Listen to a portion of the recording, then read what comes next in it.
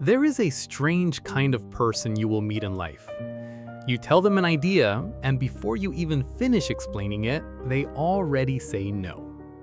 No pause, no curiosity, no thinking. Just a quick, automatic rejection. And the surprising part is, they believe they're being smart.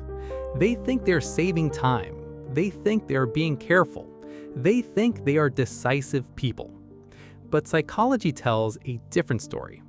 Because sometimes what looks like clarity is actually just habit. Most people don't realize this, but the brain has a shortcut system. It doesn't analyze everything deeply. It reacts first and thinks later. And for many people, no becomes that shortcut. Not because the idea is bad, but because no feels safe. It ends uncertainty instantly. And the human mind loves anything that ends uncertainty quickly. If you observe, you will notice something interesting. These quick no responses rarely come after understanding. They come before understanding. It is not a decision. It is a reflex, like pulling your hand away from touching something hot.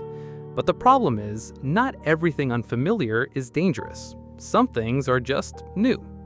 This behavior usually doesn't start in adulthood. It is learned slowly over time. Maybe in school where mistakes were punished. Maybe at home where new ideas were discouraged. Maybe in social situations where being wrong feels embarrassing. So the brain quietly builds a rule. New things are risky. And once this rule is installed, it runs automatically in the background. Even when life changes, the rule doesn't. This is why some people reject opportunities that others would explore. Not because they are worse people, but because their mind reacts before their awareness catches up. And they don't even notice it happening. There is also something deeper happening. People don't just protect their safety, they protect their identity. I am not someone who takes risks. I don't experiment. I know what works for me. These are not just statements. They become self-definitions, and anything that challenges that identity feels uncomfortable. So the mind protects the identity by rejecting the unfamiliar, even when the unfamiliar could be useful. And here is something most people never realize. A quick no feels powerful. It feels like control. But in reality, it is often avoidance dressed as certainty. Because saying no requires no imagination, no mental effort, no uncertainty, no responsibility. It is the easiest possible mental exit. But the most interesting part is this.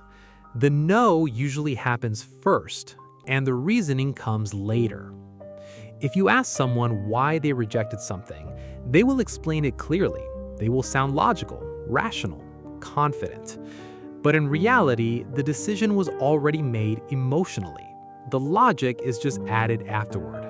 Psychologists call this post-rationalization. And once you see it, you start noticing it everywhere. Now, think about the cost of this pattern. Over time, people who say no too quickly start shrinking their world. Not physically, but experientially. Fewer chances, fewer surprises, fewer discoveries. And one day they quietly wonder, why doesn't anything new happen in my life? But the answer is simple. New things were rejected before they could enter. Here's the real truth. It is not about saying yes to everything. It is about not saying no too early. Because most opportunities don't need immediate acceptance. They only need a moment of attention. A small pause where curiosity can enter before judgment. That pause changes everything. Because in that small gap, something powerful happens. The emotional reaction slows down. Thinking comes online, and suddenly what looked useless starts to look different. Not always better, but at least understood. And understanding is where good decisions begin. So the real difference between people is not intelligence, it is timing. Some people reject life instantly. Others let life speak for a moment first. And that small difference quietly shapes everything. Their experiences, their growth, their opportunities. And if you enjoyed this way of looking at human behavior, then stay connected. because we regularly break down real psychology like this, simple, deep, and based on everyday human patterns you usually never notice. So if you find this interesting, subscribe to the channel and join the journey. You might start seeing people, and even yourself, a little differently after this.